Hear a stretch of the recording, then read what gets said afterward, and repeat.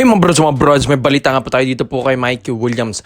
Alam din naman natin mga kabrods na ito pong si Mikey Williams ay syempre nandito na nga sa Converge Fiber Extras, pero hindi nyo ba alam na ito, unti-unti nang kukunin ito ng San Miguel Beermen dahil ito pong Beermen ay talagang grabe yung dismayado nila after ng season na ito, itong Commissioner's Cup 2026. Syempre, ikaw ba naman, reigning champion tapos bigla kang natalo ng isang Reno Shine Elasta Painters, ang aga mo natalo mga kabrods. So, kailangan na ito mag-rebuild ng SMB.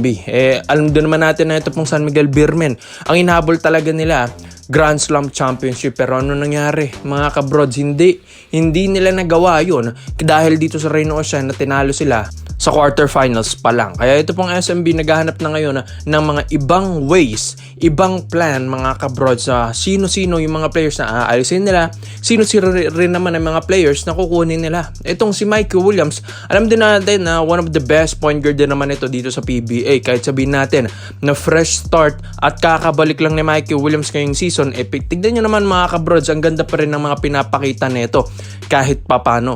At ito, halos nag-average naman din ito ng 14 to 15 points per game dito sa Converge Fiber Extras, kaya not bad na para dito sa fresh start at kakabalik lang na isang Mikey Williams na ilang taon ding natenga mga kabrods. At ito, nung nalaman din ng SMB na itong si Mikey Williams ay nababalik na yung form niya ngayon sa training camps dito sa Converge Fiber Extras sa off-season nila, ito na, gusto nilang gumawa na ng trade dito sa Converge dahil itong reports and rumors dito sa SMB, yung mga ibang point guards dito ay gusto talagang alisin na ni Coach Leo Austria. Paano ba naman kasi nagkakanya-kanya na rin, nag-a-ISO plays na lang din mga kabrods at hindi na nila napapasahan ng maayos ito pong si Junmar Fardo. Unlike nga dito kay Mikey Williams na kahit hindi pasahan si Junmar ay talagang gagawa ito, talagang makaka-score ito.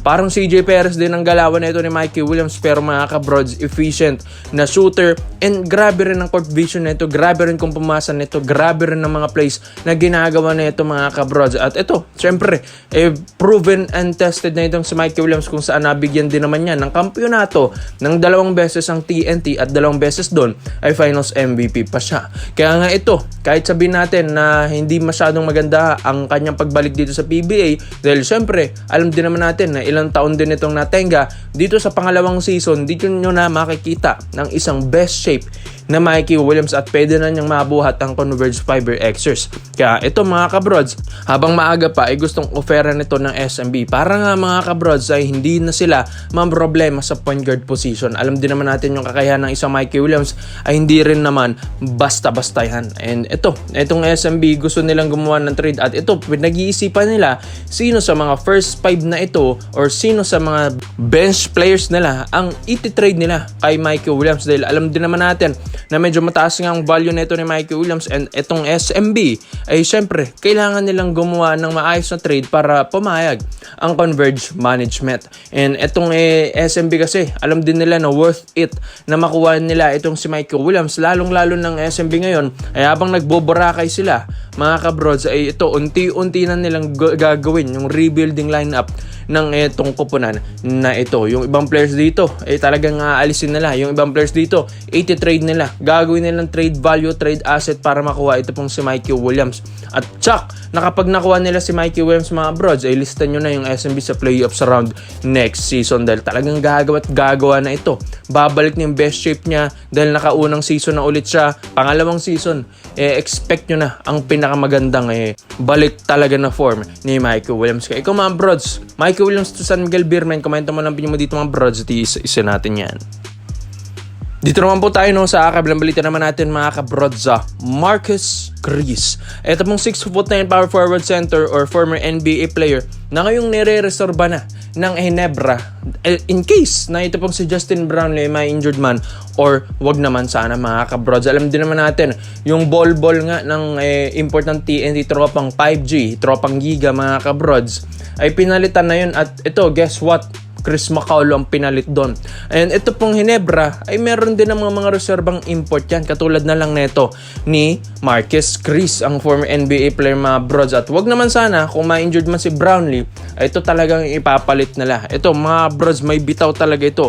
6'9" and former NBA player and pinakauli na niyang laro sa NBA yung Dallas Mavericks. Talagang matagal na rin ito nag-NBA mga kabrod. 6 years din ito From Phoenix Suns noong 2016 up to 2022 dito sa Dallas Mavericks. Nag-Warriors na rin, nag-Cleveland, and ng Houston Rockets. And as of now ngayon, nasa Shandong High-Speed Key rin.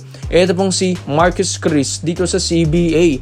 And alam din naman natin yung kakayahan nito ni Marquese Chriss. Isang power forward or pwede na rin nagawing center ng Ginebra. And grabe rin itong mga highlights plays, mga experience na ito sa NBA. Napaka-athletic na player.